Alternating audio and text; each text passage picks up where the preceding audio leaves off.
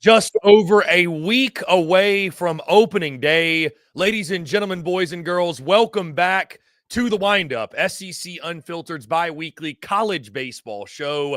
I am Chris Phillips. He is Harrison Fant. On today's show, we're locking in our predictions, our predicted order to finish, and officially previewing the 2025 SEC baseball season in its entirety. Once again, guys, appreciate each and every single one of you tuning in. Make sure you like, subscribe, turn on notifications. Check us out via podcast, wherever you get your podcast. You can also find us across all social media platforms, as well as our website, secunfiltered.com. As always, we're powered by our friends over at FANDUEL. Visit FANDUEL.com/SECU to join today and get started with $200 in bonus bets when you win your first $5 bet. Once again, that's FANDUEL.com/SECU to get $200 in bonus bets today.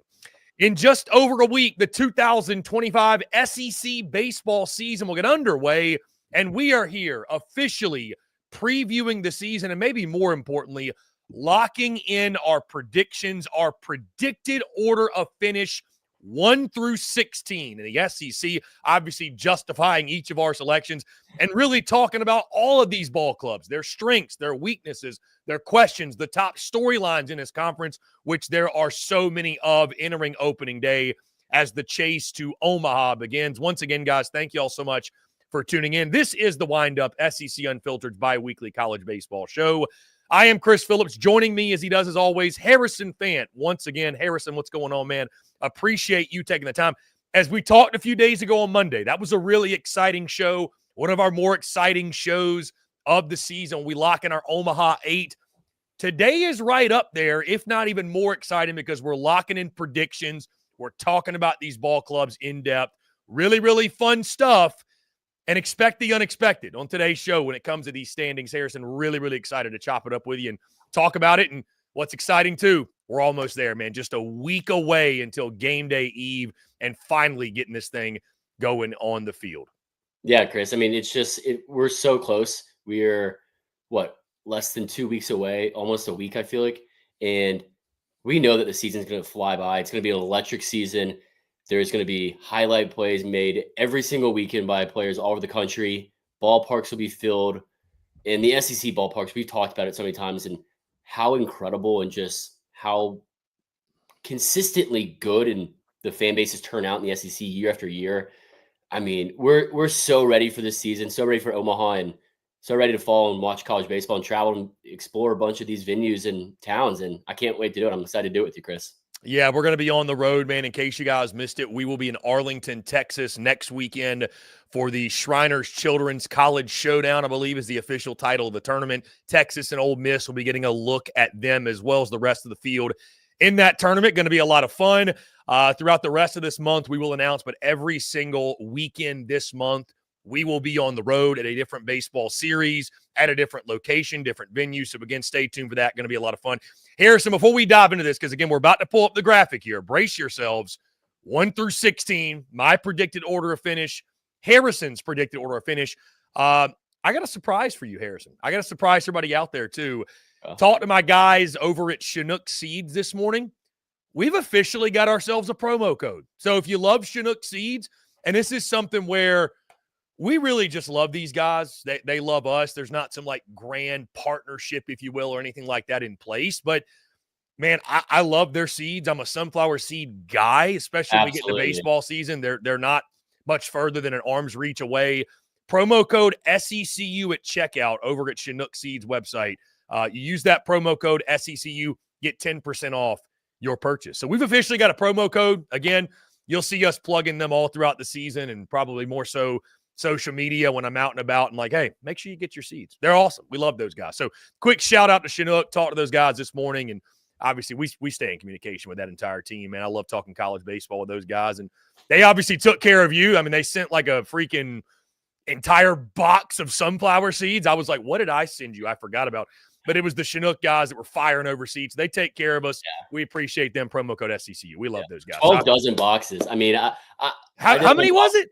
How many was it? Dozen, like almost 12 dozen.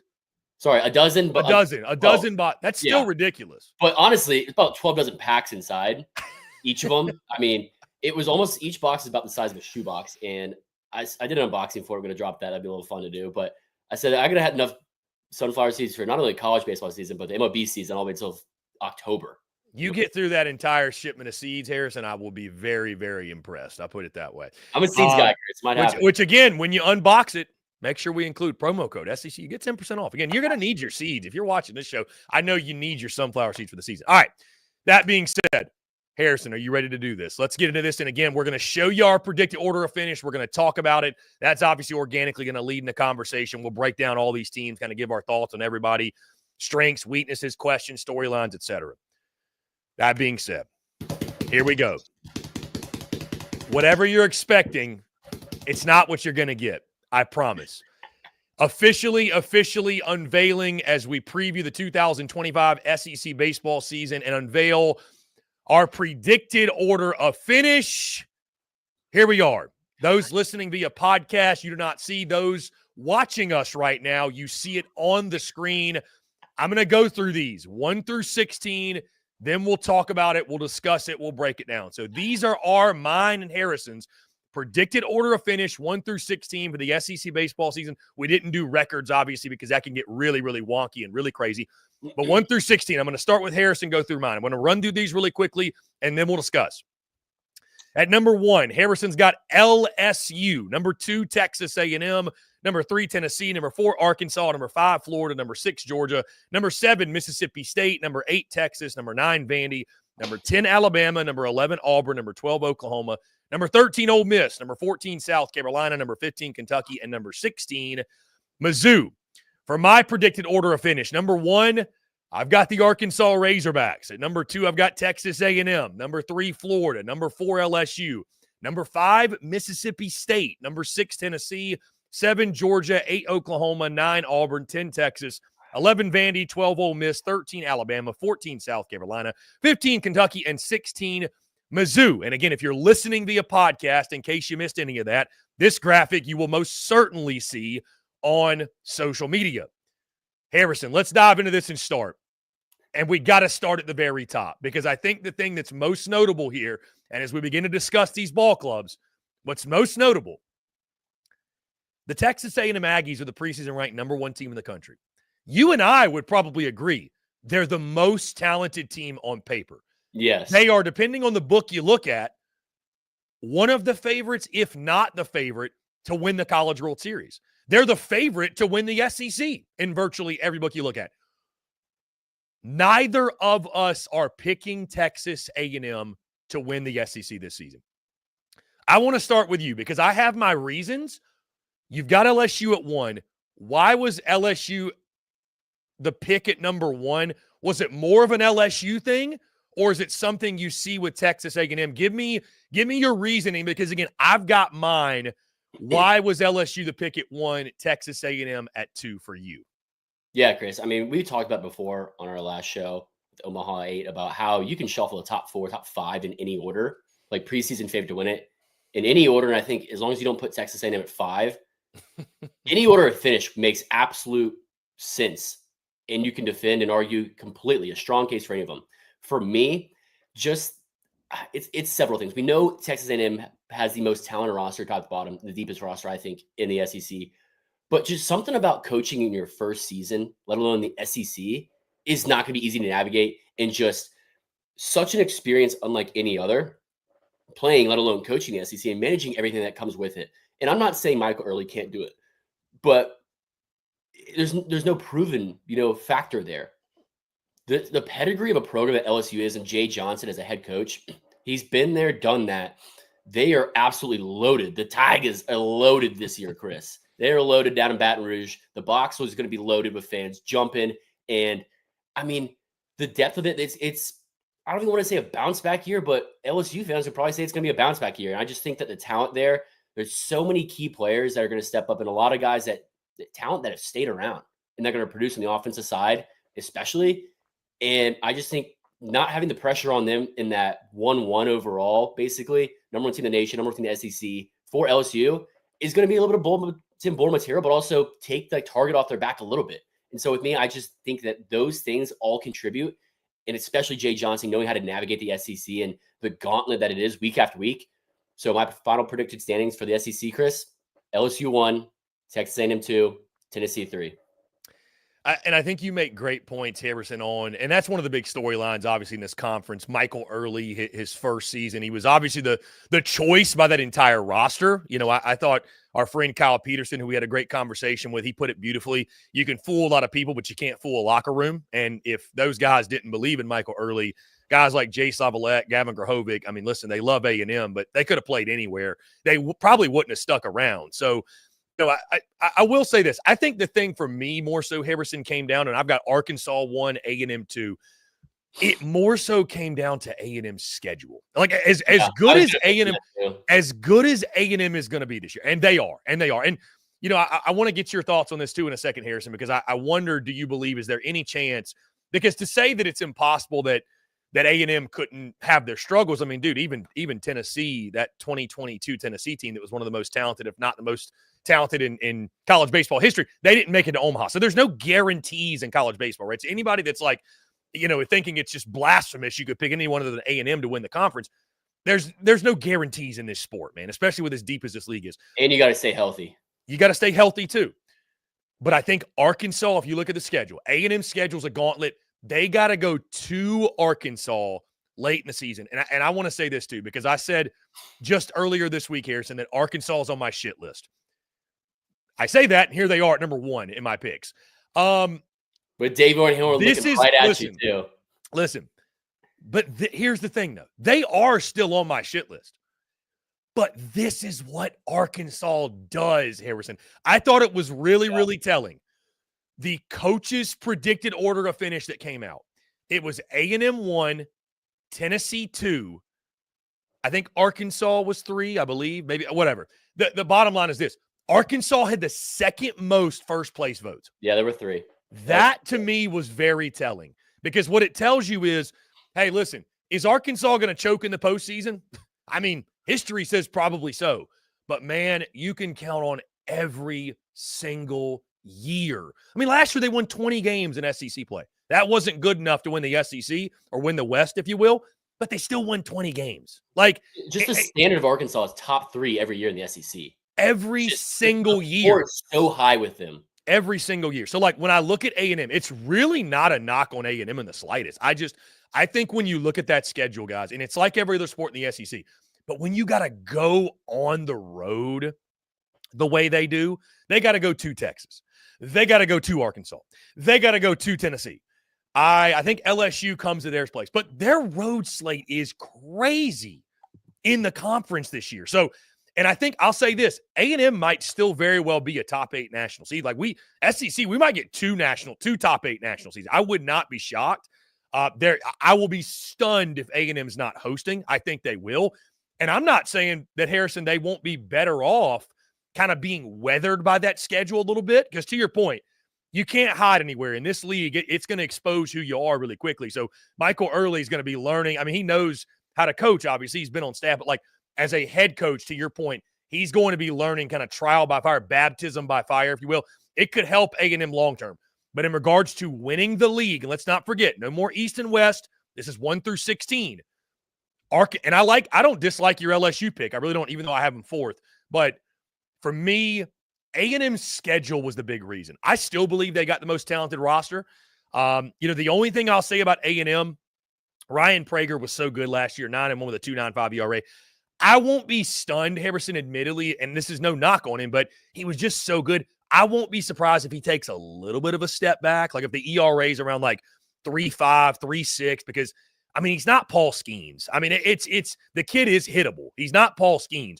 And this league is just so tough. To keep that ERA sub 3 in today's baseball against the lineups you're going to face, going in the ballparks you're going to go into, I mean, he's going to be really good. Don't get me wrong. But, baseball's a funny game, man. And it's like when you think you know something, expect the unexpected. And they're the most talented team on paper.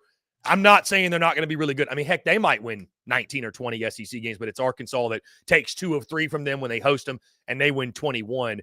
But the schedule, Harrison, was the big reason that I went with Texas A&M at 2. Again, to your point, I like your LSU pick. I do. I like your LSU pick. Thank you. And I factor that in as well because at the time of my research, I think it was a couple of days ago, I just confirmed the numbers from when I was doing my research in final. And LSU has the 17th, ranked strength of schedule, or 18th ranked strength of schedule.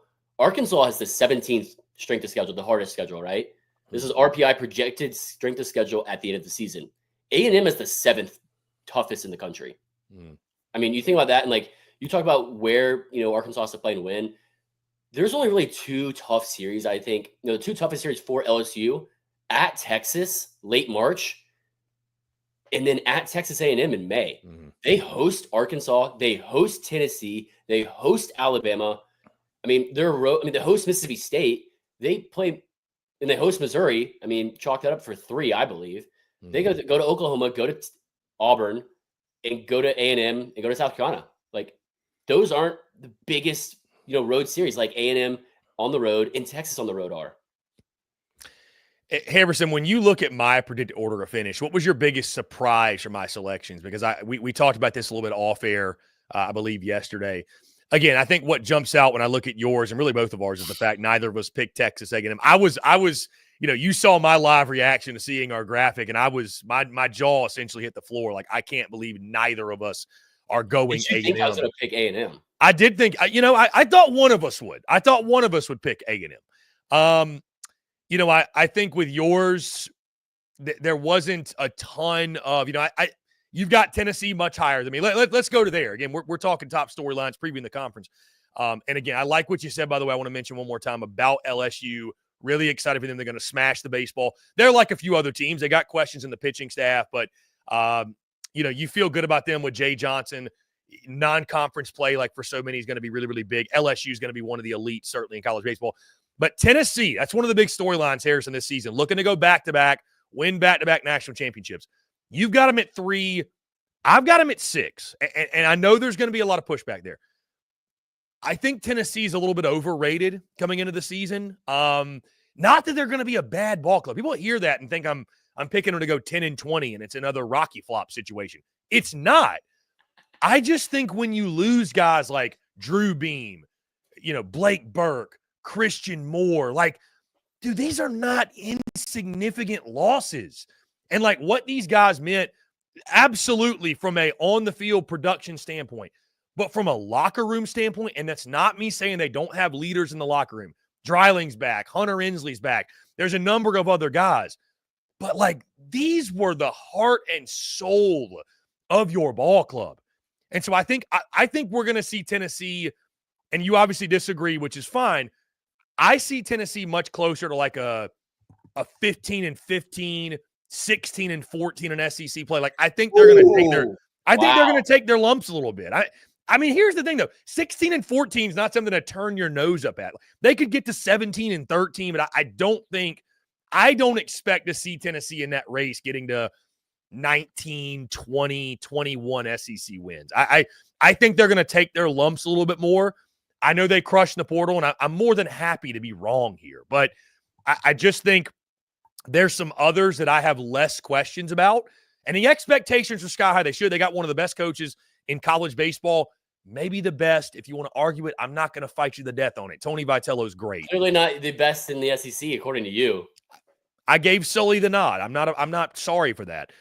Thoughts on Tennessee coming in this season, Harrison, with the hype, the pressure, the expectations? What do you like about this Tennessee ball club? You having them finishing at 3. Yeah, Chris. I mean, to mention kind of my side of it, I thought you had Tennessee a little low. I thought you'd keep them in the top 5. There's going to be a lot of people that think I have Tennessee low. But we're going to get there in a second. We're going to get – because I've got a surprise team in the top 5. We'll get there in a second, but continue. And who you have at 5, I thought my 7 was a little high. Right. I thought I had Mississippi State in like a reach position. Reaching for a 20-foot building, 20-foot ceilings. Right. But for me, like with Tennessee, like yes, you lose those guys, but those are crucial pieces. You lose a first round, the top 12 pick in Christian Moore and Blake Burke, and just the status and, production that they had in the lineup. But you still have guys like Cannon Peoples, who's going to, I think, have an even better year than he did last year. Dalton Bargo's back at first. You got a transfer from Louisville, a really good transfer, and batting .330 last year, Gavin Kylan from Louisville. And you have another transfer from Ole Miss, Andrew Fisher, Fisher's going to be a beast. I mean, I will 20 say, home runs, 57 RBIs last year. I'm pretty sure I was told the year prior he hit like 15s. Like he's going to hit nukes out of Lindsey Nelson. I will say 12 home runs, 50 RBIs. He's back. He's a sophomore.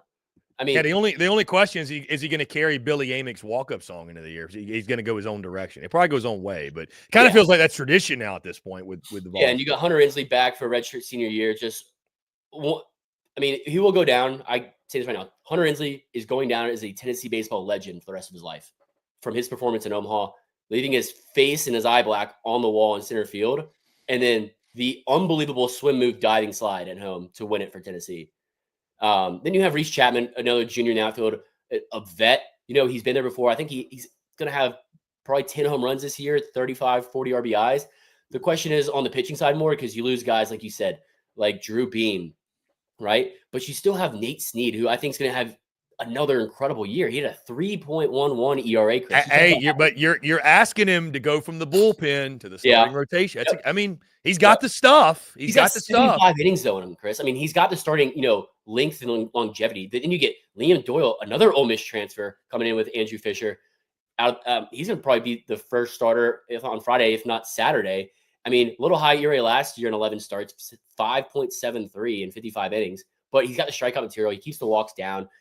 You got Marcus Phillips in the closer role back. I mean, a little high ERA to him, but I think he has a big step up this year.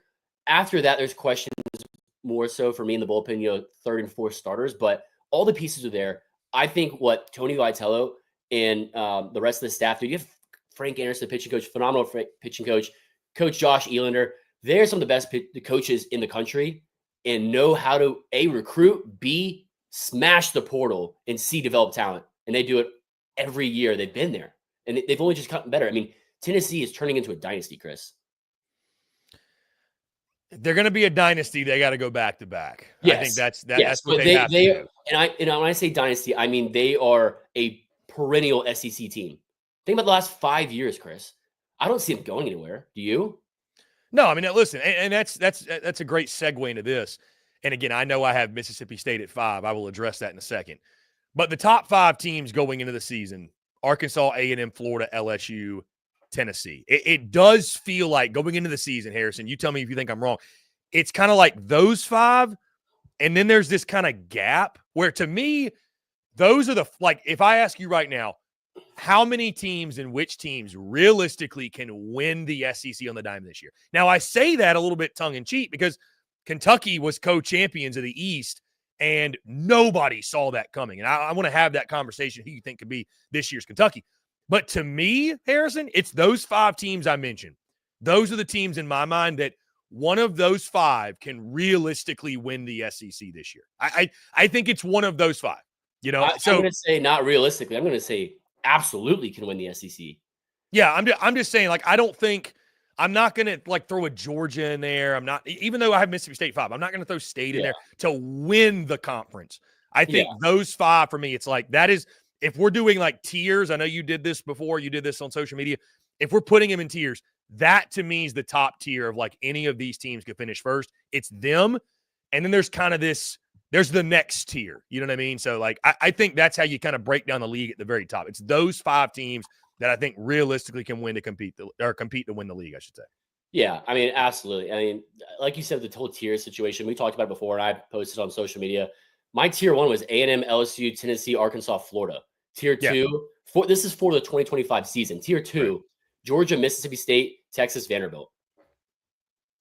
I mean, you could throw tier 2 and 3 are a little tough. I tried to separate them as much as I could, about 4 teams per tier, but the top is loaded and deep. I mean, we've seen things on social media about how the ACC is as deep as the SEC. No, it's not. The ACC is as good at the top as the SEC. No, it's not. It's close. I think it's very, very close. But the top of the SEC, I think, is still much better than the ACC. In the depth, 1 through 16 even, is better in the SEC than any other conference. Harrison, you mentioned the Florida Gators. I want to spend some time on them. I think Florida's flying under the radar coming in, which is weird. And I think it's almost because we take for granted. I mean, here's the thing.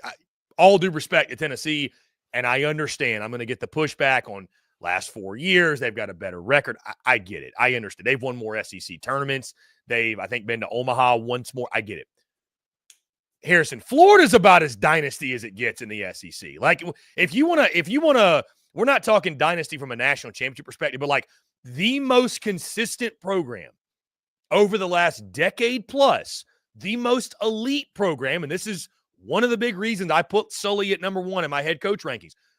It's been Florida, Harrison. I mean, if you're talking last decade, throw Vanderbilt in there. You could. I mean, they've lost 2 others. I understand. I'm just saying from the standpoint of like, dude, in Sully's tenure, they've been to Omaha over 50. They have been to Omaha every other year, over 50% of the time they go. Like, we're almost kind of taking it for granted. We're almost kind of taking it for granted. Again, you look at Florida this year.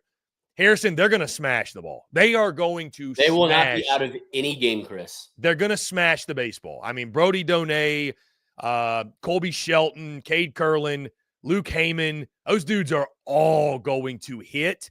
The question's going to fall, like a lot of these SEC teams, do you have the pitching, right? Can Liam Peterson be more consistent? Can Pierce Capala be healthy for an entire season? What does Jake Clemente give you coming from, sort of like a Nate Snead? You're going from the bullpen role to a weekend starting rotation role. Big year. Yeah. I mean, Chris, his stuff's filthy. Can he locate it? His stuff's filthy. Yeah. Chris, and you talk about so many of the SEC teams just having loaded lineups, but just the concerns and stuff being around the pitching side. Arkansas Razorbacks. That is that's why for me, that was one of the things too that they're gonna have to hit at some point. Arkansas's, and I know we're jumping around, guys, so try to keep up with us, but Arkansas's gonna have to hit, Harrison. We've talked about that a lot. They were hit. Second to last in batting average in the SEC.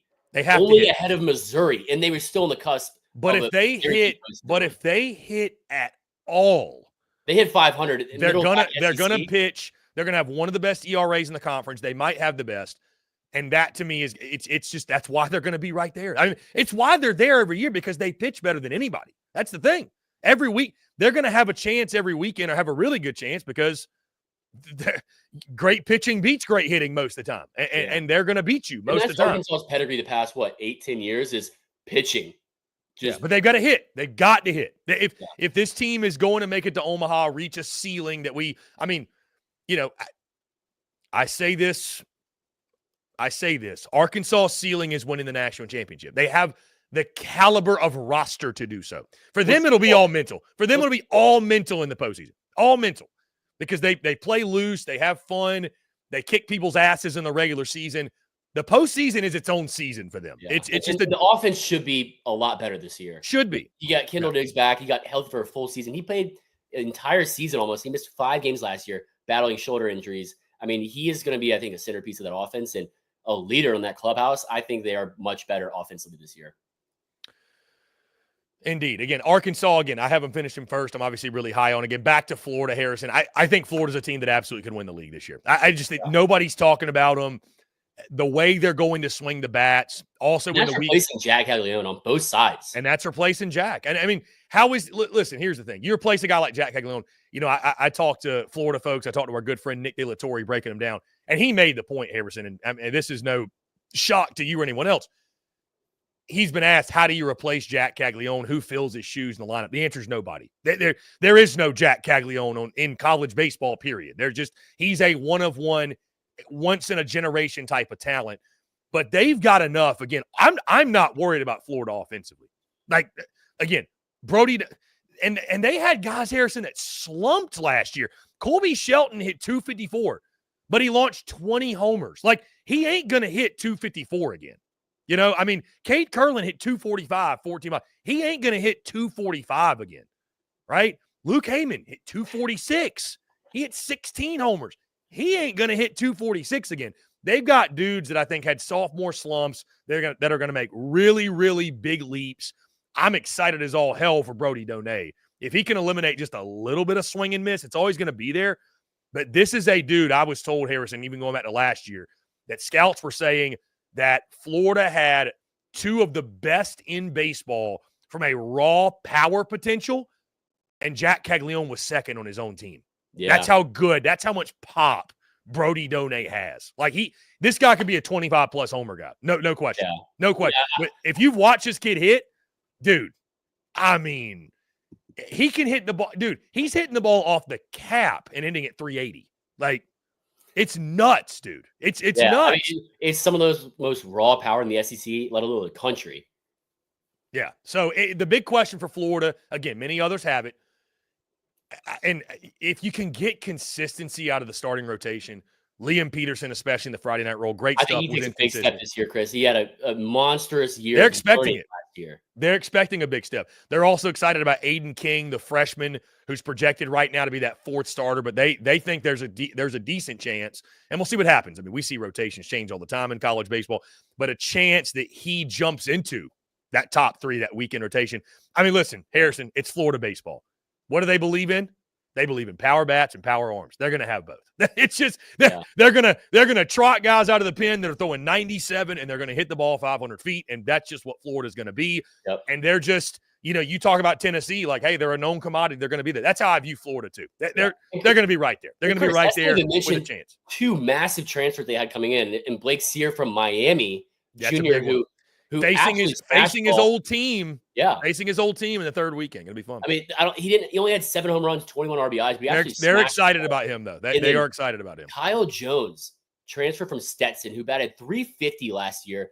Not a huge home run guy, only 5 and 32 RBIs, but he's going to absolutely command the outfield. I mean, their outfield is going to be absolutely loaded on offense and defense, Chris. Ty Evans and Wright, 316, 13 home runs, 43 RBIs. I mean, it's just loaded in the outfield. And another thing, Chris, on the pitching side, Alex Philpott, I think, is going to play an important role this year. I mean, sophomore this year now, he had a sub-7 ERA, which sounds super high. It is, but I think he's going to be such a key player for Florida on the pitching side, because closing games out, Chris, in the SEC is not easy. Not easy, Chris.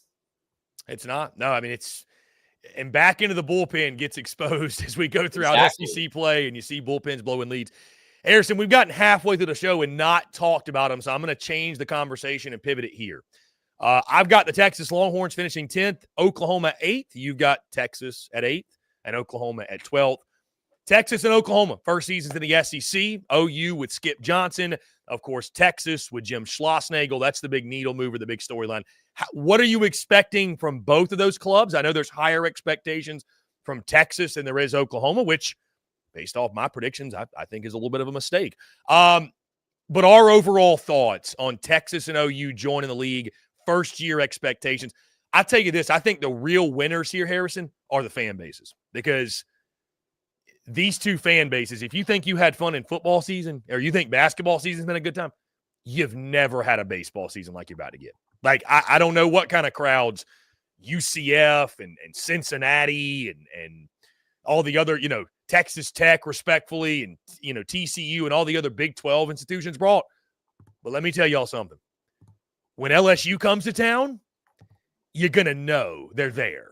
When Arkansas comes to town, you're going to know they're there. Yeah, this isn't like playing Kansas. This is not like going to – you're not in Kansas anymore. When you're going to these places, when they're coming to – like, the fans are the real winners here. But I'll be honest with you, Harrison. Again, we saw Texas in football, for example, like come in and kind of flex their muscles and bow out their chest. I'm telling you, buckle in. I'm not saying these two teams won't have good years, but you're going to take your lumps in this league. You're going to come into a weekend, and you know what's going to happen?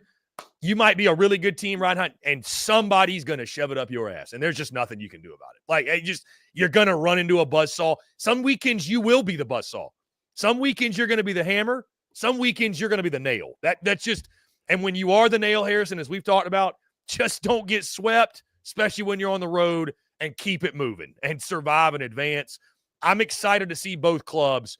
But again, Harrison, I'm a little bit higher on Oklahoma than Texas, believe it or not. I like Skip Johnson's club. Texas, the thing that scares me, they're going to hit. I don't know how they're going to. Who's going to pitch? And Chris, that's the opposite for me with Oklahoma. They're going to pitch. I mean, you got one of the best pitchers, top 3 arms in the country, let alone the SEC, and Kyson Witherspoon in the Friday night role, a 3.7 ERA. I mean, a little high on the walks, I'd say, in 80 innings. He had 40 of them, but he's going to be one of the best starters in the SEC. And his brother, Malachi Witherspoon, another junior righty.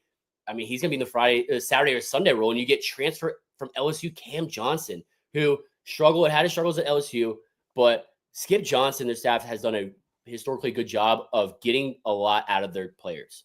And I think Cam Johnson has just a huge bounce back year in that Saturday, Sunday role, probably the Sunday role right now.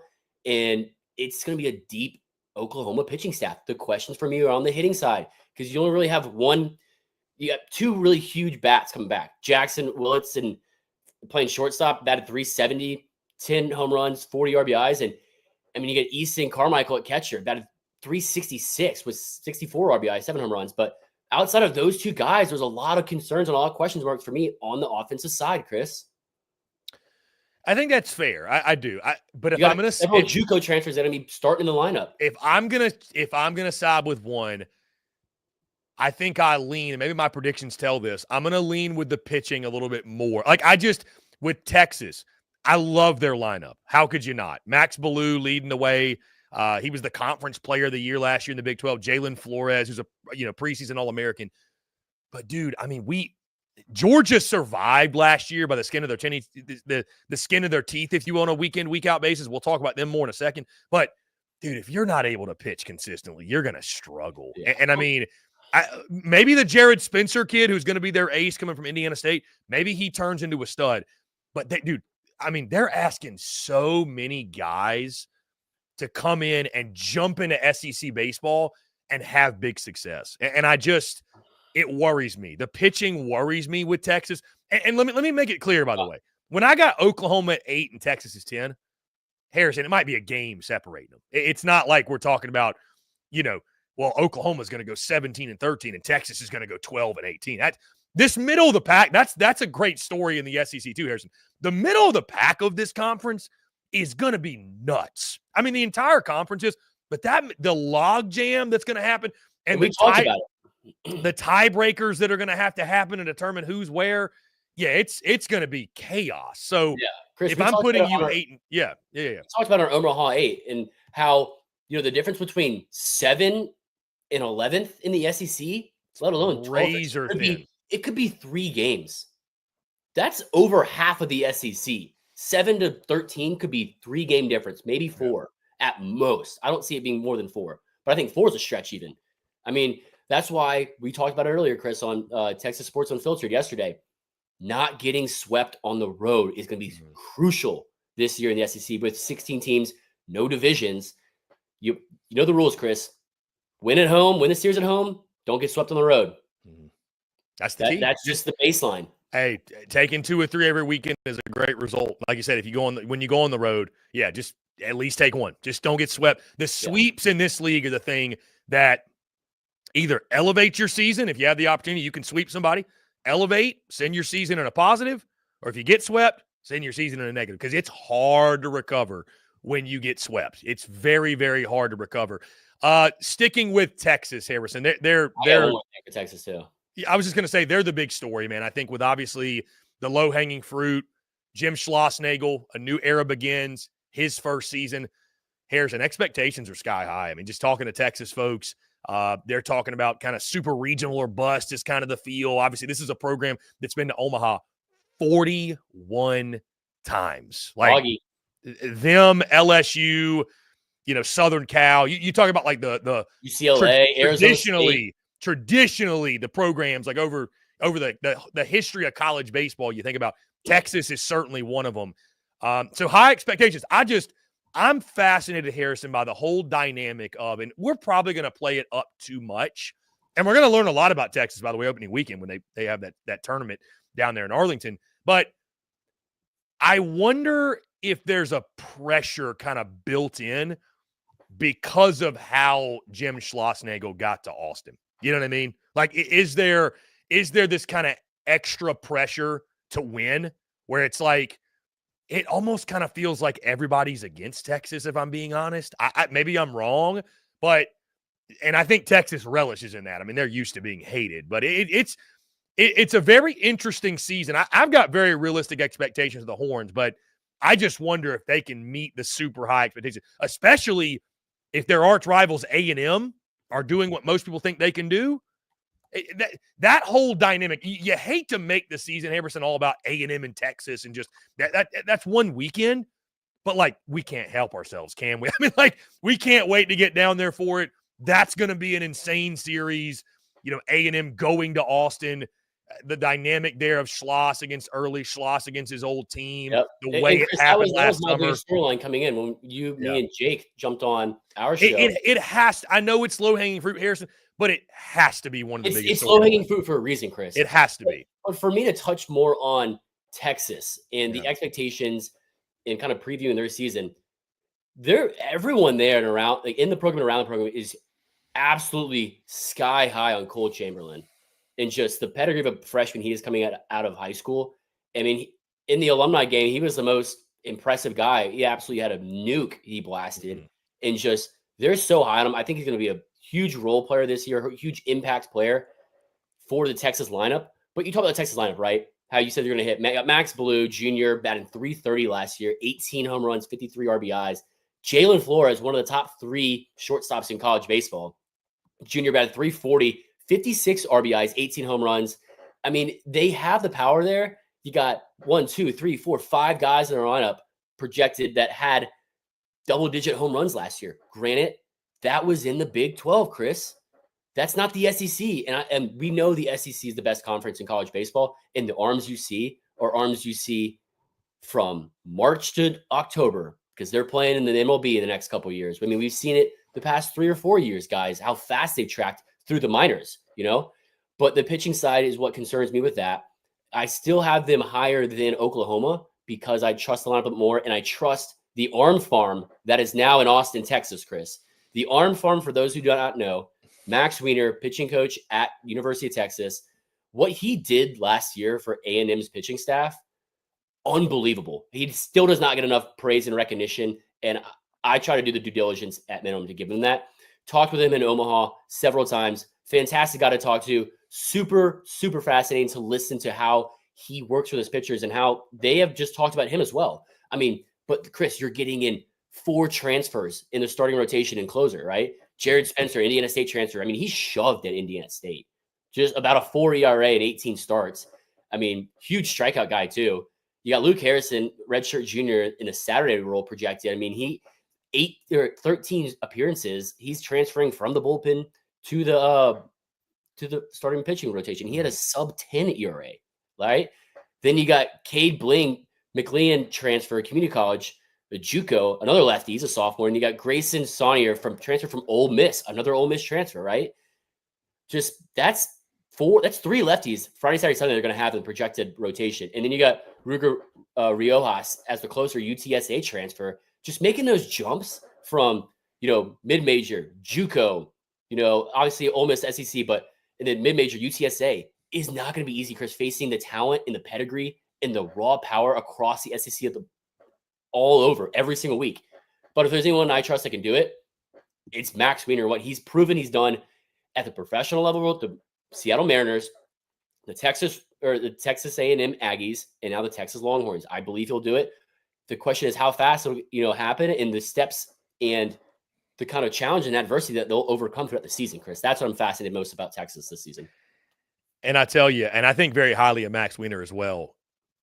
It will be, I think, his best coaching job if this team finishes top 3rd of the league in ERA. And I mean, I'm not saying he's not capable, but it will truly be a hell of a job by Max Weiner. And again, the arm farm, it speaks for itself. Yep. Proof's in the pudding. I'm curious. We'll kind of see more this year. Was the pitching success last year for A&M because of, an immense amount of talent? Or is Max Weiner literally just a miracle worker? And I mean, I think, is it a mix of both?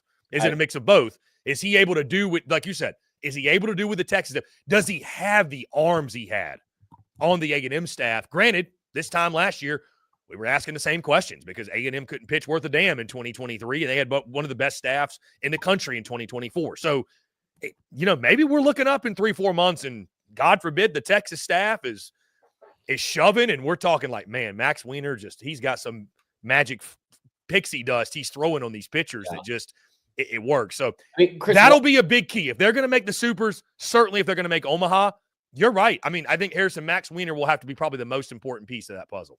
Yeah, and for Oklahoma, you have Oklahoma at 8. I had them at 12, and I thought 12 is low. It's just that middle is so loaded. I thought 12 was a good floor for them. What about Oklahoma, to keep it brief, is what you're so high on and why they're going to finish top 8?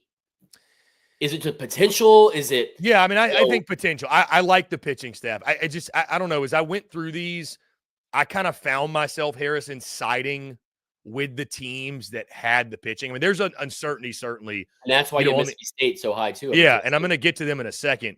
I think that you mentioned the Witherspoons. I do like them a lot. I think they're stars, the 1-2 punch they're going to have with them. A guy like Cam Johnson. Pitching is going to lead the way. I trust the pitching, and I think they'll hit just enough. I do.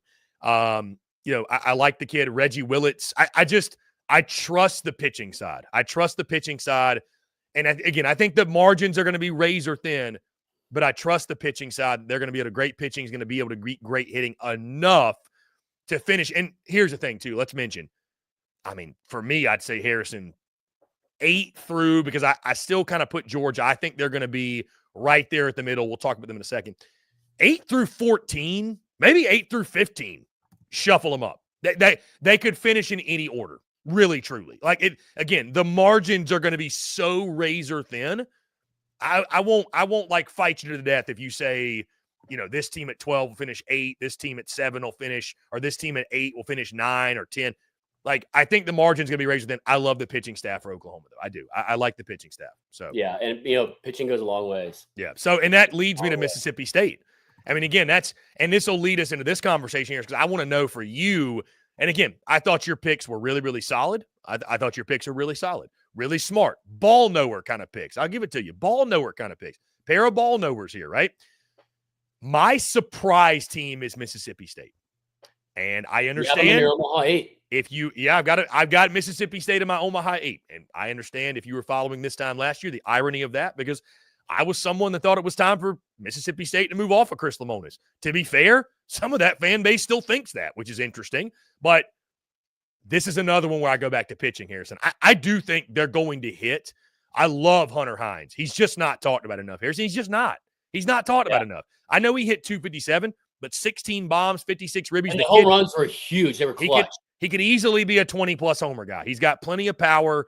But it's the pitching. I think they're loaded on the pitching side. Not to say they don't have questions, because they're going to be relying on a Pico Cone in that Friday night spot. Only had 8 starts a season ago, but he was really good with a ERA around 3. Carson Lagone in that Saturday spot. Jacob Pruitt in that Sunday spot. They've got a lot of experience in that pitching staff as well, but it's high quality talent. It's big league level kind of talent that they've got. So the potential is there. Now, if you tell me State finishes middle of the pack, then so be it. But Harrison, that leads me to this. I like Mississippi State. I've got them finishing 5th. I've got them finishing top 5. They are my surprise team. We're going to have a team like that. Like, maybe not at the level Kentucky was last year, but somebody, Harrison, you know as well as I do, somebody who's picked 7th or lower, maybe 8th or lower, one of those teams we're going to look up in the middle of April and be like, that's a top 10 club. I mean, where did this come from, right? So for me, it's Mississippi State. I'm curious for you, if you had to pick one of the list, is there a team you identify as that could be that surprise team that maybe nobody's really expecting anything from? That, again, I'm not going to say be last year's Kentucky, because is somebody at the, is Oklahoma or Ole Miss or Auburn or whoever, are they going to win 22 SEC games? Probably not. That was just a crazy run. But who is the team that you look at most likely? Like, if they're going to jump in the top 5, is there a team you identify as like that team that could be that surprise, quote unquote? Yeah, I'm going to give you 2, and then I'll give you a dark horse. Okay. So my 2, Mississippi State as well, just for all the same reasons. And Justin Parker, I think one of the top 3 pitching coaches. Love Justin Parker. We are big fans of Justin Parker. Big fans of Justin Parker. Fans. Great pitching coach. I enjoy talking to him and just knowing his kind of philosophy and the improvements that it was one of the most drastic improvements I've seen in the SEC in at least a decade, pitching staff-wise, statistically across the board, Chris. I mean, it was insane to see, right? And that was it felt like a year, right? And, improved lineup. You're having to replace guys like Dakota Jordan, which is not easy, but the talent is there. I mean, it's a baseball school. Mississippi State is a baseball school, and it's a baseball fan base. I'm standing on that business, as well as Texas. Texas is another team I see could jump in the top 5 if all the things go right. That is, if the power and the pop and the RBIs translate to the SEC, statistically, how the stats are of a lot of the guys returning that played in the Big 12. and then if the Arm Farm gets it going. If the Arm Farm gets everything, the wheels in motion, all the right things click, pitching staff, it would not surprise me if Texas jumps in the top 6 in the SEC. Dark horse now. You're probably going to agree because you have them a little bit higher than me. The Auburn Tigers. Love Butch Thompson. That program is so underrated under Butch. Yeah. They've been to Omaha a lot more than people realize. Like, yeah, they've been in the past. They went 2022, I think it was. Mm-hmm. Yeah, and I mean, yeah. I think there was a span last year. There was a span. They went like 2 out of 4 years or something, and then they had that bad year last year. So I mean, yeah, they loaded up in the portal, loaded up, absolutely loaded up. They hammered the portal. They battled a lot of injuries, like I said last year, and just some unfortunate things around that as well. But I mean, he knows what the expectation is. The players do too. The program does too.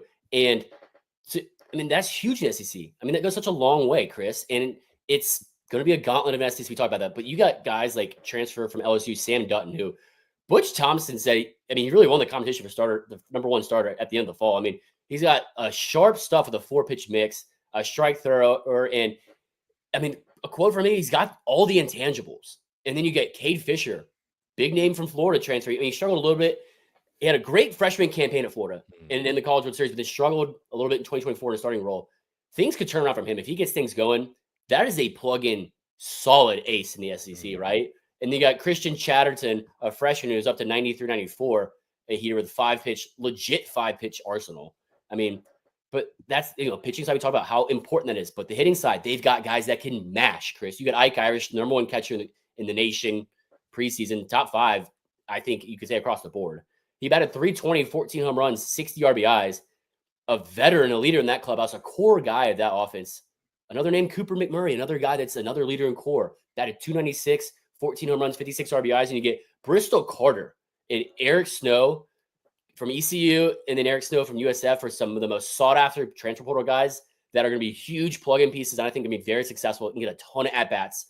And they already have a ton of at-bats underneath their belt. And then you got Chris Rimbird, freshman, who, I mean, he's probably the best freshman they have this year for sure. And he's stud. I think he's play a crucial role in the lineup, probably playing second base, if not left field, depending on, if they put him or Eric Snow at second. But I mean, they're going to be mashing the ball. Plainston Park, I think it's going to be popping this season, Chris. It's a beautiful ballpark. I've been there. They've done some renovations too, I believe. Yeah. They've got like Beautiful seats in the big wall in left. Yeah. Yeah. And then, I mean, I think Hayden Murphy, the closer role, takes a step up this year. Yeah. I mean, he had a 4.3 ERA in 16 innings. I think just get more strikeouts and he keeps the walks down, but I think he just, as a junior, is going to have that statement game where he just kind of takes off and has a better season and just kind of hammers and then locks that roll in. I mean, but the lineup there, Derek Fabian, senior at shortstop. I mean, having a guy like that at shortstop is going to be huge, but I mean, it's a really good lineup and a lot of potential, and it's why they're my dark horse this year. It's hard for me to place them, and I feel like 11's low. But we talk about how deep the middle of the SEC is. I mean, I think at worst 11. I think they could be 6, 7, 8. Yeah, it's they feel like a team, Harrison, where I will not be shocked if we look up at the halfway point and you're like, Auburn's 11-4 in conference play. Like, where'd that come from? It's just kind of quietly like, and I'll just say it for what it is. I think the reason to a program like an Auburn, they don't get more recognition. People don't think about football baseball. Look at me. See, they don't think about baseball first. They think Auburn. They think football. They think about what basketball is doing. Bama's the same way.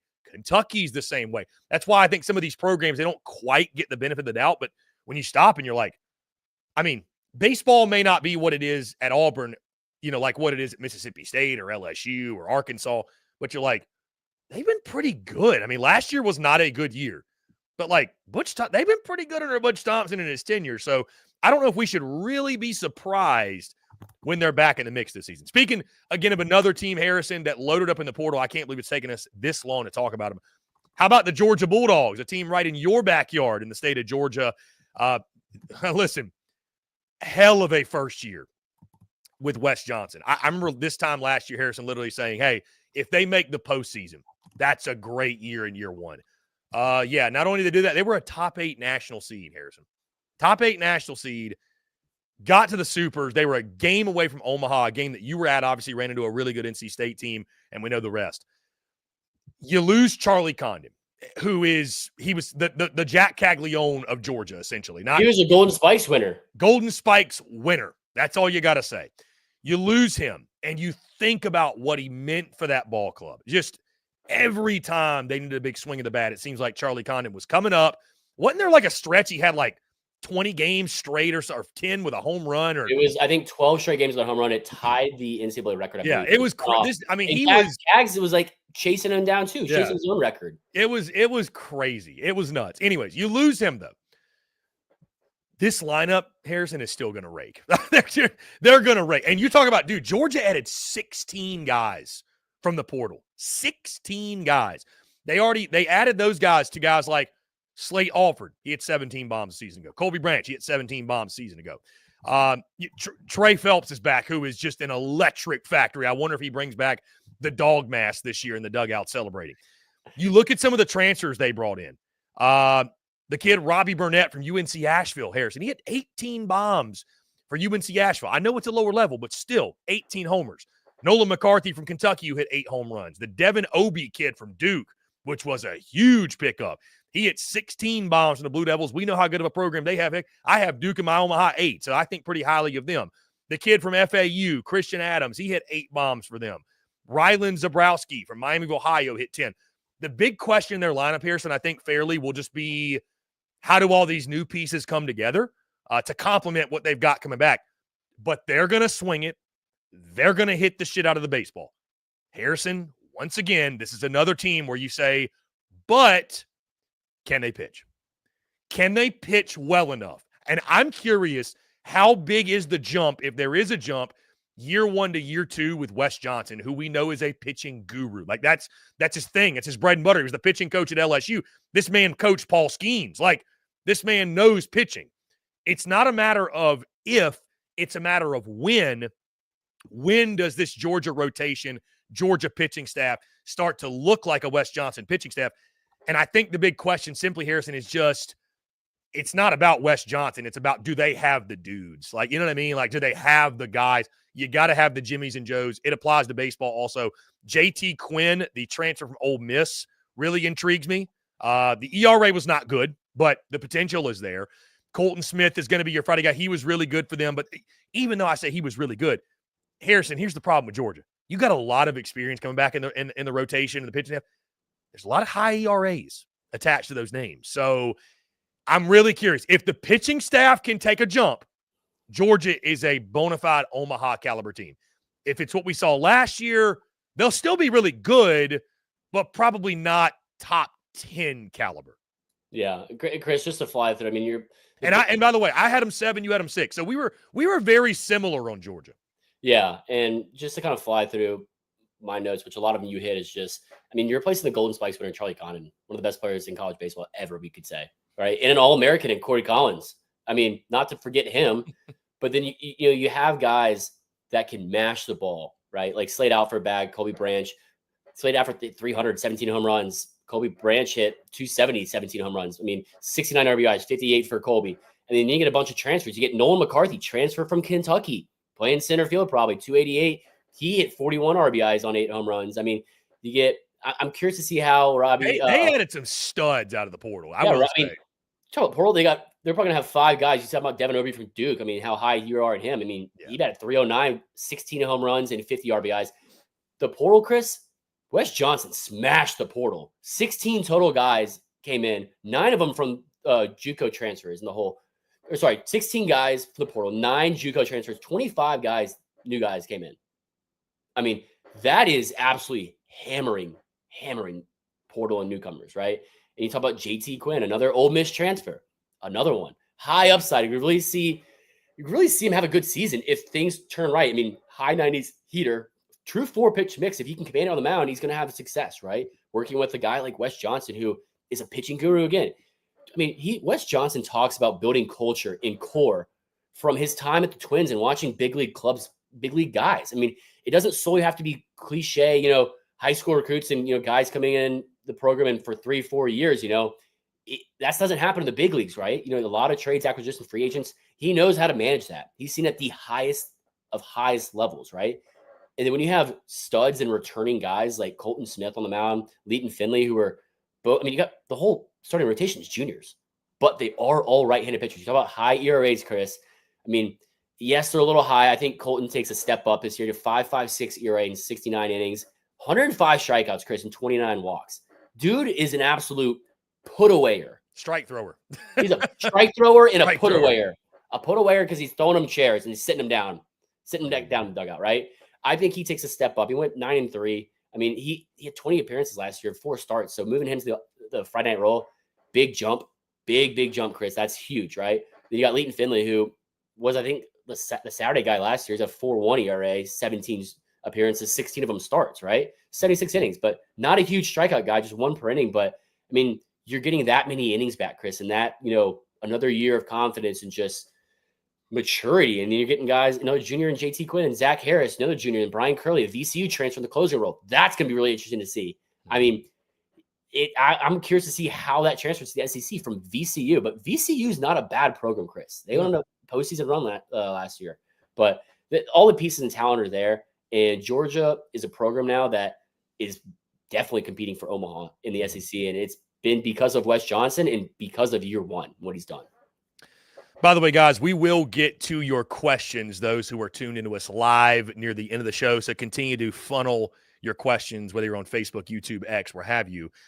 We would love to hear from you. And again, we will address those end of show. Harrison, as we fly through these, let's get towards more so the bottom of our rankings.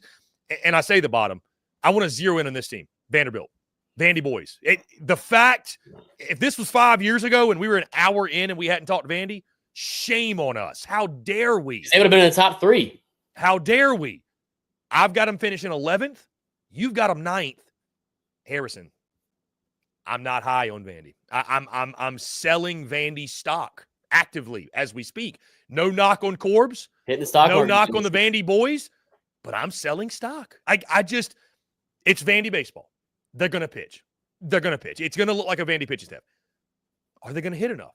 You have to be able to swing the bat at some rate. And I know I said I love pitching, but we saw it last year with them. This is a really important year. I think NIL has really evened the playing field, Harrison. I think it's really evened the playing field with them. And I don't know that they've made the adjustment. I'm not saying certainly Vandy's capable of more, but for me, Harrison, I really question their ability to keep up offensively in the SEC. I'm low on Vandy. Again, I got them 11th. I think, and I'll tell you this, to me, Harrison, and this might be a bold take, I think there's a better chance they miss the postseason than make Omaha. I really do. After seeing them last year, I don't think they really – I mean, they added a couple portal guys, but I don't know. R.J. Austin's a great player. Love watching R.J. Austin. That's not a terrible take, honestly. But I just – how deep the SEC is. The floor is lower than, the ceiling is higher, if that makes sense. Your thoughts on the Vandy boys? Again, this is a pivotal year for them, man, because the SEC is getting better and better. Harrison, they're no longer the best team in their own state. Think of how crazy that would have been to say 10 years ago. Let alone Tennessee has surpassed Vandy? That's crazy chatter. But it's the reality now. I have him at 9th. You have him at 11th. Do you think 9th's a stretch? I don't think it's a stretch. Again, I mean, maybe it's because I see that Vanderbilt V and I'm like, pedigree, man. It's still a really proud program with one of the best head coaches in college baseball. So, they're not incapable of finishing a little bit. Listen, Vandy could be that surprise team. You never know. They could, because, like we said, it's going to be about 1-2 game difference for them. Yeah, I mean, and it wouldn't be shocking from the standpoint of dude, it's Vandy and they still expect to win there. The expectations are real there still. Yeah. But I could see them in 14th, 13th. I could see them in 13th. Dang. I could see them missing the postseason. Absolutely. I really could. Vandy boys, gosh, that's tough to hear. It's weird. Dude, I mean, go look at preseason odds to win the SEC. They're 10th best. I mean, that's crazy. It's crazy to think about. Preseason ranked what, top 20? They are, yeah. But how much of that, Harrison, is deserving, and how much of that is, dude, it's Vanderbilt. We're going to rank them in the top 25. Yeah. Call it for what it is. It's fair. I mean, the thing is, Chris, the offensive production you said, right? Because pitching has always been Vanderbilt. Just the arms and the names that they've pumped out of the Vandy boys that have gone and played professional baseball.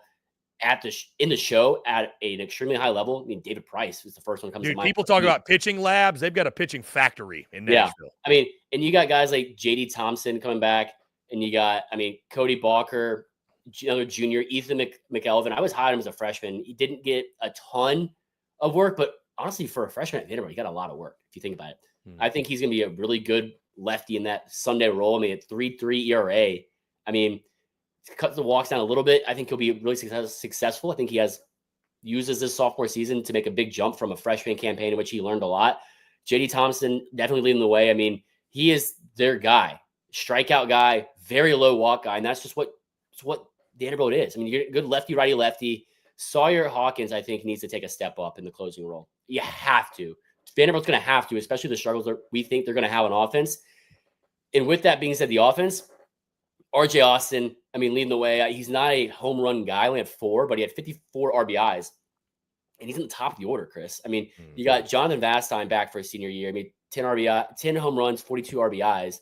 And you got to have a big year from Chris Maldonado at first base. Only 20 plate appearances last year, but you got to have a big year from him and a big power bat from him. You got a transfer from JMU and Mike Mancini, who banged 15 home runs and 49 RBIs and batted .330. But how is that going to translate from JMU to the SEC? That's another storyline to watch for Vanderbilt. But outside of him and Vastine, last year, no one had more than 5 home runs, Chris.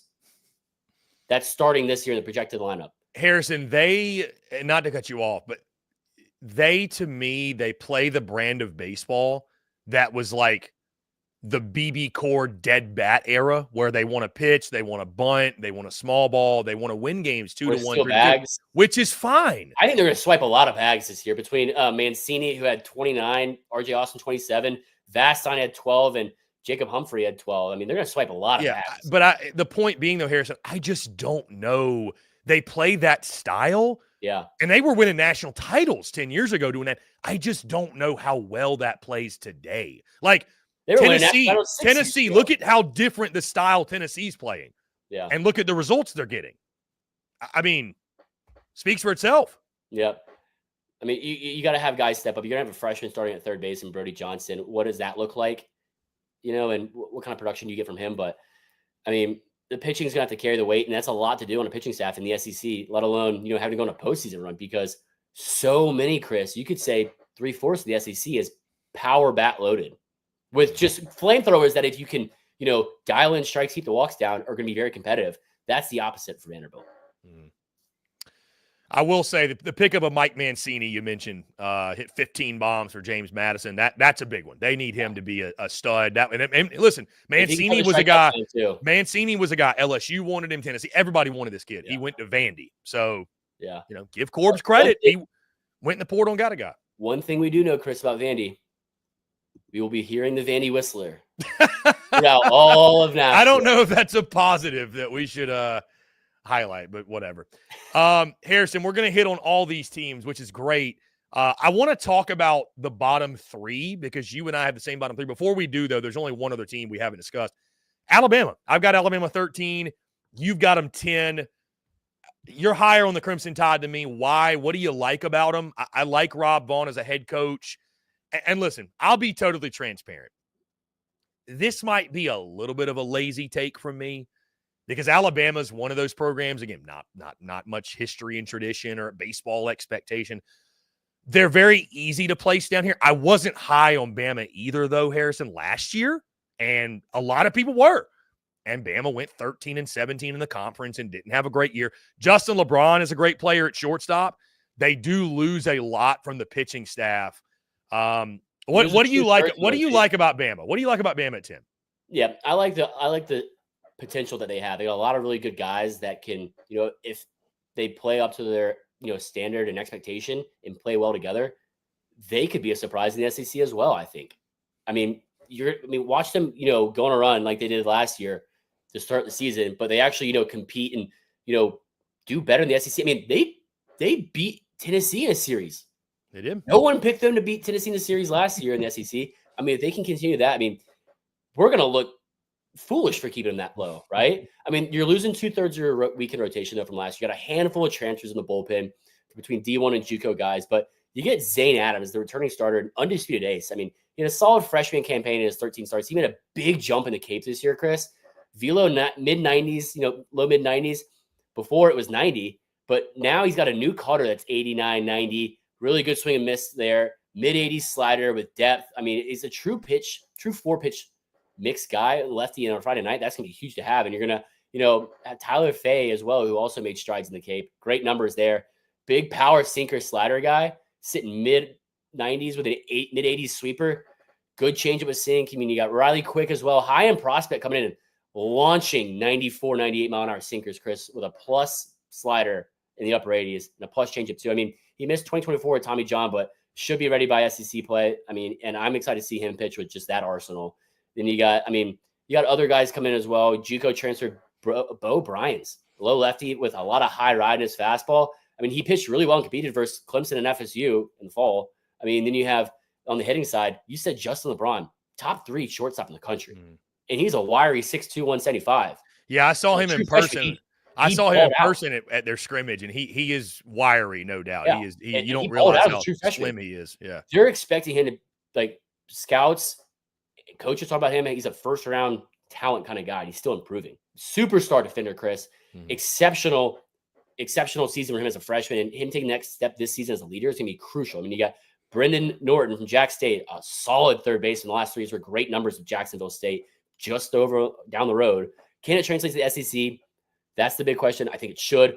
Rob Vaughn has raved about his consistent barreling of the ball. I mean, he's a bit undersized. He's a smaller guy too, 5'8", 185. He needs to continue polishing the glove as well. I mean, you got Southern Miss JUCO transfer Bryce Fowler, speedy, toolsy guy, oppo power, quick for a lefty. He's quick twitch. I mean, you got a lot of talent there. I mean, Rob Vaughn praised him as well. He said the hit tool is real. The defense is real. He isn't afraid of anything on the bases, and he's just a special type of player. When you get guys like that, and I mean, you're going to hype your guys up too, but when you get talent like that, if the pieces can come together, I mean, you got Jason Torres from Miami, who had a really good season at Miami as well. I mean, he batted .330 with 32 RBIs and 8 home runs. I mean, easy juice on the right side with big oppo power. I mean, plus defender at first base, huge addition for them. The pieces and the possibilities and the ceiling is there, Chris. It's going to be an interesting season in Tuscaloosa. I like Rob Vaughn. I do. I think they're going to hit. Can they pitch enough? Again, you mentioned all those names. That's going to be the big question for them. And them and Auburn are kind of similar. And you've got them, obviously, Bama 10, Auburn 11. I've got Auburn a little bit higher, but those two clubs are really similar. They're very similar. In their question marks. And I think if they get positive answers, what both could be. It'd be kind of fun to see both Bama and Auburn be good on the diamond. That would be a lot of fun. We didn't mention Ole Miss yet, Harrison. So before we get to that bottom 3, somehow I skipped over the Rebels. I've got them 12. You got them 13. It's a big year for Mike Bianco. That's, maybe that's not a SEC-wide or certainly national storyline, but down there in Oxford, they're talking about it. Mike Bianco, one of the best. Like when you look his track record resume, one of the I think they called him I heard it when we were talking to him for the media stuff for the Shriners. They called him like the grandfather of the SEC coaches or whatever, grandfather coach or whatever. One of the older guys in the conference, but they expect to win down there at Swayze. They're getting restless. Fascinated by the pitching staff, the guys they have back from Hunter Elliott leading the rotation. This guy literally pitched in the College World Series when they won the national championship in 22. They need him to come, and he had TJ at a weird time, so essentially it feels like he misses 2 years. He's finally back. They need a fully healthy season from him. It's just, do they have the pieces in the lineup? This is a team, Harrison, I absolutely I already look and I'm like 12. I don't know. I know everybody's low on Ole Miss, but I won't be surprised they finish a few spots higher. I really won't. Yeah, I mean, Chris, you talk about names. I mean, Hunter Elliott and Riley Maddox, they're 2 top pitchers, I think. Dude, they're going to have a hell of a rotation. Those 4 pieces that were from the 2022 title team, from last 4 in to last 1 out, winning it all, and just one of the most incredible runs we've seen in college baseball. But, I mean, Riley Maddox, I mean, he had a bounce-back year last year after only 3 innings in 2023 due to injury. I mean, expect him to have an even better season built off that. He's a steady workhorse in this SEC conference that's so deep and, ace-dependent, I think, to make deep runs. Then Hunter Elliott, elite arm, obviously been fighting his injuries, you mentioned. I mean, expect a bounce-back season from him. He's a vet. He's a leader. I mean, he's a mid-90s guy with a 60% whiff rate on his changeup. I mean, he says he feels the best he's ever been. Fastball is higher than any point it's been at Ole Miss. I'm excited for him. I hope he has, a healthy season and get to watch him all year. But then you got hitters. I mean, you got Mitch Sanford from UNO, who absolutely demolished the baseball at UNO, batting .381, Chris. 67 RBIs, 15 home runs. Southland Player of the Year. He started at LSU before transferring to UNO for 2 years in University of New Orleans. I mean, toolsy guy, the ability to hit for average and power, the plus runner, great arm, also all-around guy. I think he's going to be a slugger for Ole Miss and the Rebels this year. Mitch Sanford, Chris, is going to be the reason why their grass in right field of Swayze is coated in beer. There is going to be so much beer wasted in the right field of Swayze with the Swayze crazies, throwing up beer after every home run, right? Then you got Isaac Humphrey from Louisville, about a .310, double-digit home runs, 39 RBIs, a mature player with even more upside still in regards to power. You got Illinois transfer Ryan Moorman. I mean, 19 home runs, 53 RBIs. I mean, they added more depth at catcher after a brutal defensive season last year at the Dish. I mean, you got Austin Foley from Kentucky, Colin Reuter from BYU. I mean, the potential is there. I mean, I see a lot of great pieces there. Can guys stay healthy? I don't want to say play the team, but can these pieces mesh well together? And can the offense production produce? And can the pitching staff that, injuries and other things surrounding that, be solidified and just consistent in strong outings in the SEC? That's the biggest thing. And Connor Spencer's supposed to be the closer. I mean, he's only thrown 19 innings last year, a 6 ERA. So that little worries me as well. But the possibility and the ceiling is there for Ole Miss. Is it as high as other teams? I don't think so. But it would not surprise me if they were 7-8 in the SEC this year, Chris. Yeah, and I think what scares me a bit about Ole Miss, depth of pitching, and also the fact that, again, as good as Hunter Elliott was, you were asking him after essentially not pitching for 2 years to be the frontline ace of the rotation. That is a big ask. What we've seen, I think, that should give you some confidence, Harrison, with Ole Miss, we've seen this with a lot of other clubs from the very, very top all the way through. Typically, adding veteran bats in the portal plays out pretty well. I'm not saying they're all going to hit, right? I'm not saying they're all going to be studs, but you add a good bit of those guys. Typically, with pitching, if you throw 100 or you throw high 90s, we can work with that. It doesn't matter how young you are. Experience does matter, but I would almost argue, Harrison, it matters more for a hitter.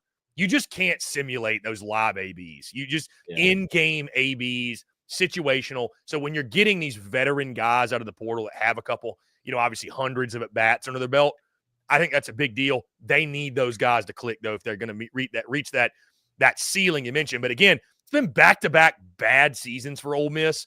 I mean, they went 27-29 last year, 11-19. After winning a national championship. But here's the thing, too, and I agree with you, but after winning a national championship in a season where they weren't good that year. So you could argue they've had 3 really tough regular seasons. They just went on a crazy run 3 years ago. And again, I'm not taking anything away. I think even their own fan base would tell you that, though. This is a huge year for Bianco. I don't know if he's a guy you fire, but there's going to be some really tough conversations. Yeah, he's a historical, one of the top 15 winningest coaches. Yeah, baseball. But at some point, it's just it gets stale. The message gets stale. It's kind of like we're about to talk about him, Paul Maneri at LSU. It's just like at some point, hey, you're a legend, but we can't miss you if you don't leave, kind of vibe. You know what I mean? So huge year for Mike Bianco. On that note, Harrison, as we wrap up here, I'm going to bunch up the final 3 teams because, I don't think we need to spend tons and tons and tons of time on them. You and I, and also the fact you and I both have our bottom 3 exactly the same. South Carolina at 14, Kentucky at 15, Mizzou at 16. Starting with Mizzou, Harrison, again, we don't need to spend a lot of time. We understand Carrick Jackson.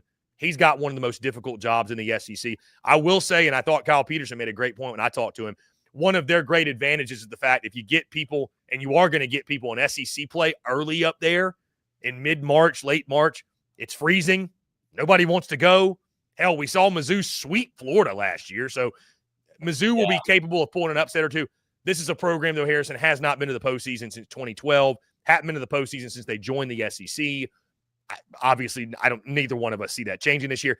Kentucky is fascinating from the standpoint, Harrison. This team went 22-8 last year in conference play, and you and I both have them 15th. you just I don't give the same benefit of the doubt to a program like Kentucky, like I would at LSU, at Tennessee, Florida. It's like, oh, they're just going to reload. It's not quite that simple at Kentucky. And I know last year they were the darlings. They won with pitching and defense and small ball. I don't know that they're going to be able to do that again at a high rate, especially with some of the guys they lost. I love Nick Mingione. I will not be surprised at all if Kentucky finishes a few spots above this just because Mingione's such a good coach. But right now, this is where I got them, and we have them at 15.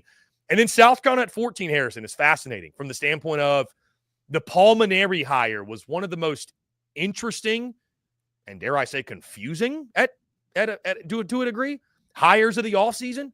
Maneri comes out of retirement. He was at LSU. I mean, he's the active wins leader in college baseball, Harrison, and he's an upgrade from Mark Kingston. That's where the optimism comes from. But definitely South Carolina, I think in year one for him, it's just, do they have the dudes? And I think the answer is no. They need Eli Jersenbeck to come back and be an absolute stud for them in the Friday night spot. Dylan Eskew has got to build off of last year and be better.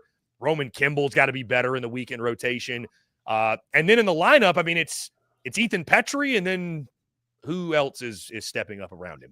And I think here's the thing, because Ethan Petrie's not on a good team, Harrison, he's being forgotten about. This dude's still one of the best hitters in college baseball, but the team's not very good. So anyways, Harrison, your thoughts on the bottom three, you and I both. South Carolina 14, Kentucky 15, Mizzou at 16. Yeah, South Carolina, I think it's an uphill battle. I think a lot of people at South Carolina think, they're getting slept on. I think it's more of a historical pedigree thing. They almost won 3 in a row. 3 titles in a row, Chris. They lost in 2010 was a long time ago, though. I know. The problem. But that's just what South Carolina fans think the standard is. And I don't care what team you're on this seed, to do that and keep that the standard throughout the 10, 20 years is insane. I think it's insane because of how deep the SEC is. But like you said, Eli Jersenbeck's he's got raw stuff, but had TJ. So coming back from that now, important year for him to bounce back. What is that going to look like? Dylan Eskew, top returning starter, his 6th year, started 15 games. I mean, high floor, battle-tested guy, right? Low 90s sinker, mid-80s change. Your ground ball pitcher, but Jake McCoy started the fall scrimmage. I mean, he's up to 96. He's mid-80s slider, swing and miss stuff. I think he'll be the staple of this weekend rotation as a starter. And then you have Tyler Pitzer, another starting candidate, probably will pitch a lot of very important innings for this team. I mean, a sub-5 ERA, but I think he takes a step up. He's a low 90s fastball guy, high 70s sliders, a ton of innings. I mean, I think that's huge for him. Matthew Becker, we've seen him just kind of a bullpen stopper. Harrison, I know, not to cut you off, I know you felt the same way as I did. When you look at that South Carolina roster, there's some guys I'm like, how are they still there? Yeah. I'm like Talmadge Lecroy. I'm like, bro, that's like his 8th year there, I feel. Yeah, it feels like, because they've been playing since freshman. Matthew Becker's another one. I was like, he was Dylan Eskew's in his 6th year. And I think like Evan Stone is back. I'm like, bro, how long has he been there? But these kids played as freshmen, and it just kind of made me laugh. I'm like, man, and they got some dudes that have been there a while. Yeah, and Matthew Becker's going to need to have a big year too. I mean, he had a 6.6 ERA in 43 innings. He's going to have a big. Yeah, I was stunned how bad he was last year for them. Yeah, it's just, I mean, he's got to take a step up for the South Carolina team to have a really good season. Mm-hmm. And you talk about hitters, Ethan Petrie's the heart and soul of this team in the leadership role that he has. I mean, he's been one of the best hitters in college baseball, let alone the SEC the past 2 years. And hey, let's not forget what they lost, by the way. You lose Cole Messina. That's a big loss. Yeah. Yeah. I mean, you lose Gavin Casas. That's another big loss for them. You talk about what around him hitting wise, it's going to have to be Kennedy Jones. He's going to be a key piece returning for this season. I mean, he batted 290, 48 home runs, 48 RBIs, 9 home runs, but the raw power is there, but he's had some struggles for his SEC arms. Blake Jackson needs to be a crucial part of this team as a senior slugger, batting almost 300. I mean, you get Henry Kazmar from Ohio State. I mean, you got Dalton Marshall, Spartanburg Methodist JUCO. I mean, it's a lot that needs to go right is the thing for me, Chris. And to do that, obviously, the first you're coaching at a new team. Palmer, I know he's a legend. It's a different type of game than it used to be, right? I mean, we think so at least. And Kentucky, a similar thing, but I think even more. I don't want to say it's a sell high, but I think it's a more of a realism than a, buy high or start to sell high, because you're having an entire starting rotation transfer in and your closer. You mean Ethan Walker from Longwood transfer in. He'll be the Friday night guy, lefty. Scott Rouse from Radford transfer, senior. He's a righty. You got Nick McKay, South Dakota State transfer. He'll be he's a redshirt senior, I think, the Sunday guy. And you got Chase Alderman from Eastern Kentucky transferring in. He was injured last year. That is an entire rotation transferring in. And I know Scott Rouse and Nick McKay have 14 and 13 starts under their belt with both having 70 innings. But Then you got half the lineups Chris has transferred. You're filling a lot of pieces. I mean, Dylan Kuntz from Campbell, he's a stud. I think he'll have a good season. You got Luke Lawrence from Illinois State. He mashed the ball there, but it's just going to be a lot of pieces to fill, and it's going to be tough to do so. And can Nick Mingione, who's been a fantastic head coach, and what he's done at a program like Kentucky's been incredible to think of, can those pieces transfer in and produce? And I don't see it producing at a level of which the majority of the SEC is going to do, with having so many returning guys and high quality guys plugging in, not filling all these roles. Harrison, that being said, man, that's 1 through 16 for us. Our predictions are Missouri. I do want to say Missouri. I was wondering if you wanted to show some love to MIZ. Yeah, I gave you a moment. I gave a pause. I wouldn't blame you. There's not a lot to say, but but I mean, there's not a lot to say yet. But if Garrett Jackson continued to turn this program around and get better and better, I mean, that series versus Florida, I think, was huge for the program. The year that he gets them to the postseason, if it happens, he should be coach of the year. No question. Yeah. And then lose your ace in Javen Pimentel for the whole season to Tommy John. I mean, just a dagger in the back. Dude, already? We've already. Like, dude, hadn't you started and you lost your top pitcher? It's like, well, all right. This is already going to be hard. I mean, this uphill battle, they're just climbing Mount Everest. And now the SEC's 16 teams, no East and West. It's one ginormous division. It's only going to get harder. But one other thing, Chris, to kind of round out the entirety of the SEC, we talk about how good so many of these programs are. I mean, Chris, how many of them have not been to Omaha, or have been to Omaha since 2020? Yeah, more than a few. I mean, it's a good bit. I mean, Georgia's looking for their first appearance since 08. Had 12, Chris. 12 teams. 12 that have been since 2020. That's impressive. 12.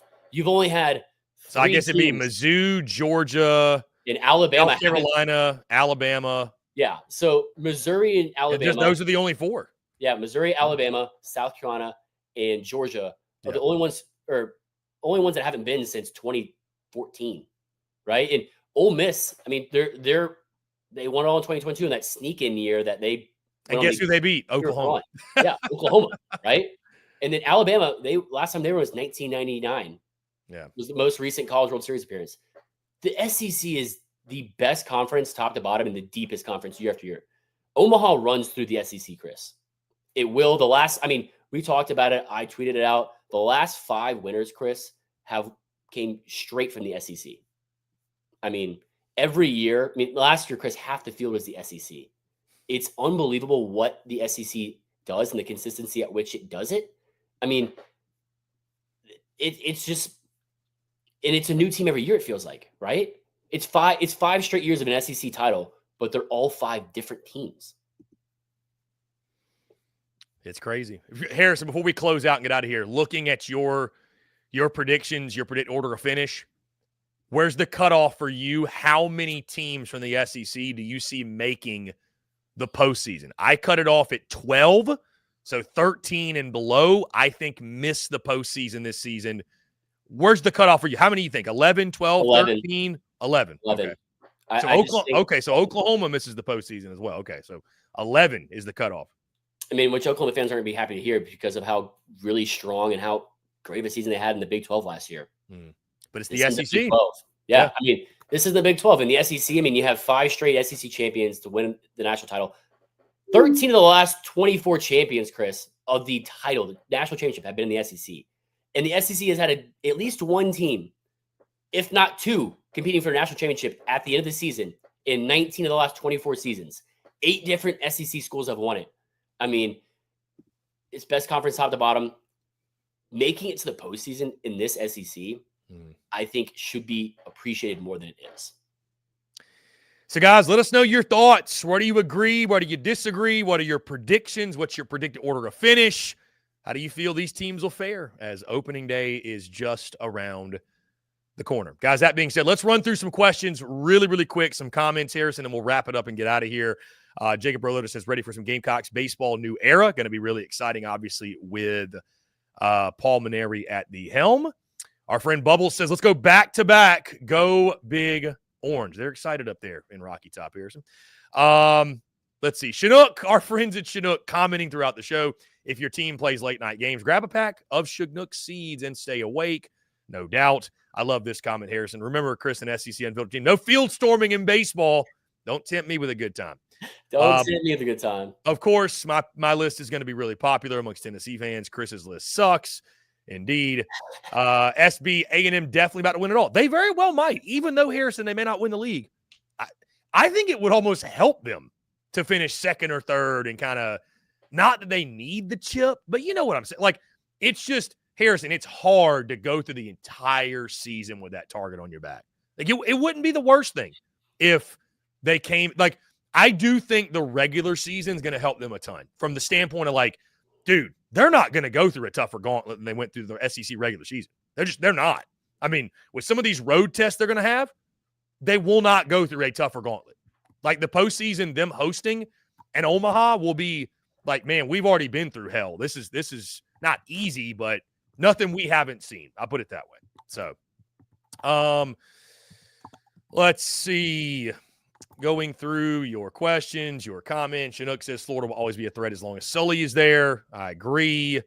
Who leads the conference in home runs? You got a name in mind, Harrison? Is it Jace? Is it somebody else? Who leads the conference in home runs? That's a tough one. That's a really hard – because last year it was just like Charlie Condon. That was an easy answer. Well, I mean, I think people weren't expecting that out of Charlie Condon that incredible of a year. I think it was more of Caglione. Or Cags, yeah. It was one of those two.